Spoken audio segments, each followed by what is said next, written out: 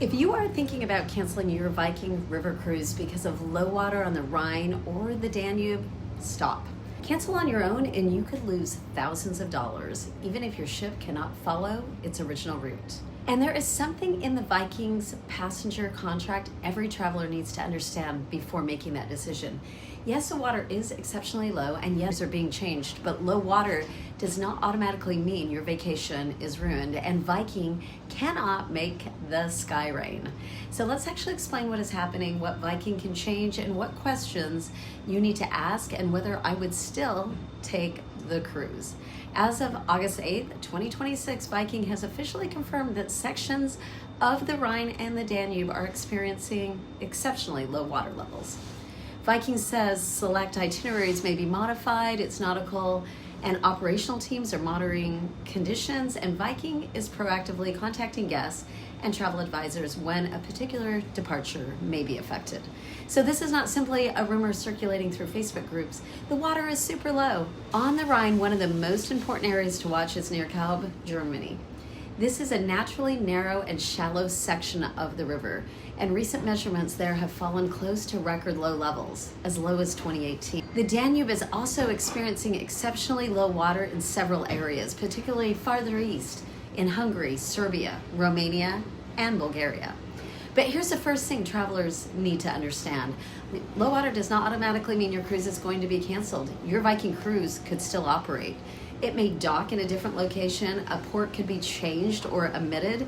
You may visit a scheduled destination by motorcoach rather than arriving there on the ship.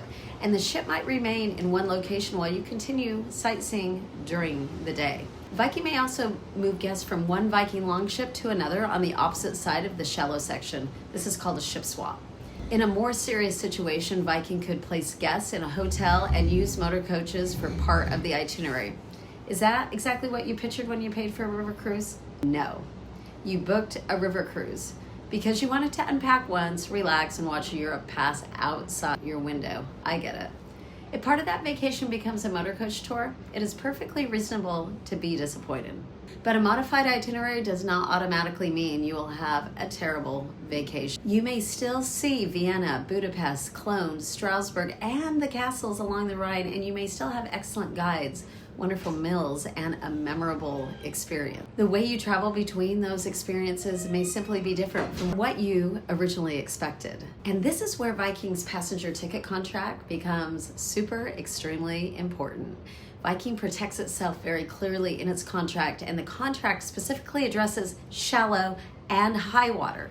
It gives Viking broad authority to change or omit ports, change the embarkation or disembarkation location, shorten or lengthen a cruise, substitute another ship, and provide alternate transportation. It allows Viking to change the advertised route when conditions prevent the ship from maintaining a scheduled itinerary, and you signed on it. In practical terms, alternate transportation can mean a motorcoach. A substituted ship can mean a ship swap. A modified itinerary can mean different ports, hotel accommodations, or excursions operating from another location. Before anyone says, but I paid for a river cruise, you need to understand the contract you accepted when you booked. Viking anticipated the possibility of shallow water and included it in its passenger terms. That does not give Viking permission to treat passengers poorly, and they won't. It does not remove Viking's responsibility to communicate clearly, keep its guests safe, and provide the best alternative it reasonably can, and they do. But it does mean that an itinerary change does not automatically give every passenger the right to a complete refund. If Viking cancels the entire cruise before it begins, the contract says Viking will refund the cruise fare it received or provide a substitute cruise. If a cruise is shortened or terminated, Viking may choose to provide a proportionate refund or transport passengers to another ship or their disembarkation point by another means. But if Viking continues providing the overall trip through a combination of ships, motor coaches, and hotels, the contract does not appear to promise an automatic refund simply because the experience changed. Your particular contract, booking location, and applicable consumer laws still matter, but Viking has clearly anticipated this situation and given itself substantial protection. So should you cancel? For most travelers, I would not cancel unless Viking tells you that your specific departure is extremely affected. If you cancel on your own, Viking's normal cancellation penalties may apply. Your travel insurance may not cover you simply because you are concerned that the itinerary might change. Traditional travel insurance generally requires a specific covered reason, and worrying about low water or the possibility of a modified itinerary is usually not enough. Even cancel for any reason coverage has deadlines, conditions, and reimbursement limits. It may reimburse only a percentage of your total trip cost. And before canceling anything, I'd speak with Viking, your travel advisor, and your travel insurance provider. Ask them to explain your options and exactly how much money you could lose. Get those answers in writing whenever possible. And do not make a decision involving thousands of dollars based on something a stranger posted in a Facebook group. And that brings me to something else we need to talk about. Please do not spend the next several weeks complaining on the message boards. The River Cruise groups are packed with keyboard warriors right now. Some of them are currently traveling. Some cruised the Rhine 10 years ago. Some have never stepped aboard a river cruise in their lives, but they love to comment. Yes, you paid for a river cruise. We all get that, and Viking gets that. Yes, it is disappointing. If the itinerary you purchased had to be changed, we'd all be upset. But Viking cannot make the sky rain.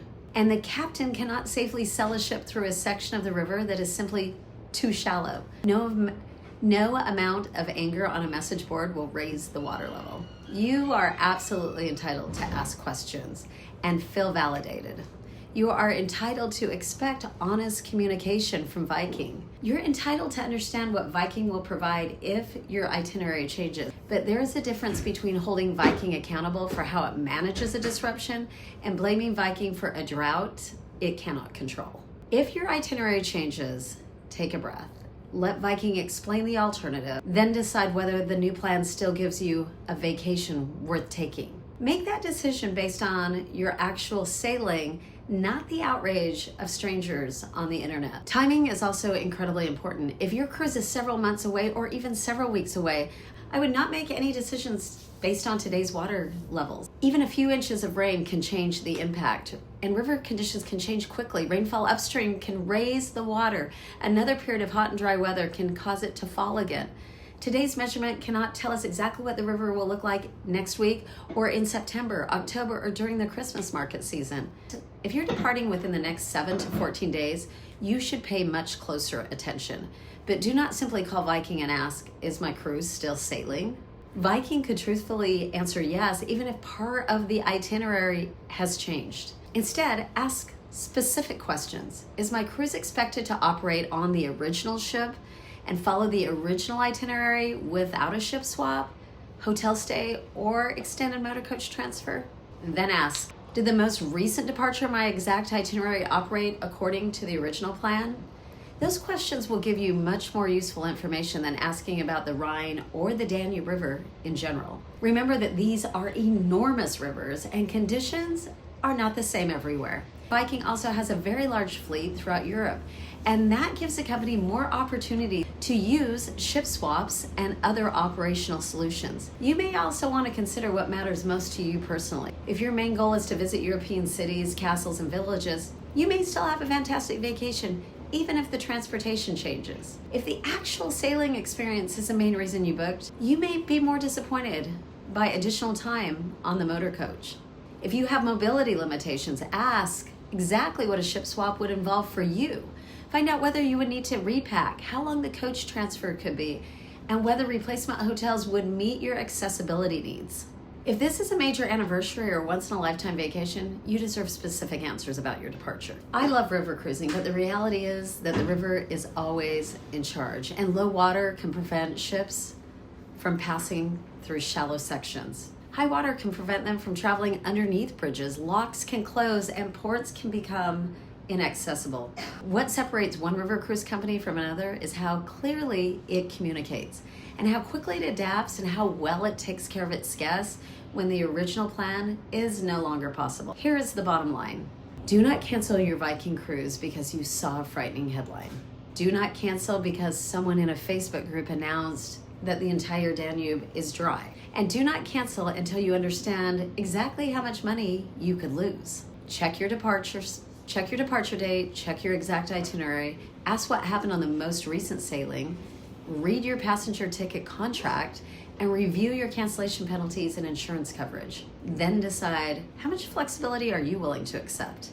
If Viking can still deliver most of the destinations and you are comfortable adapting, I would probably go. If the itinerary has been substantially changed and the replacement no longer resembles a vacation you purchased, ask Viking, your travel advisor, to explain every available option before you cancel independently. Get the facts about your specific sailing and stay flexible. Stay out of the message board battles. And remember, Viking can change ships, schedules, and transportation, but Viking cannot make the sky rain.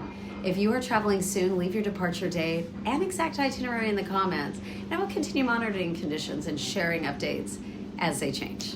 I'm Angela Hughes, and adios from Croatia.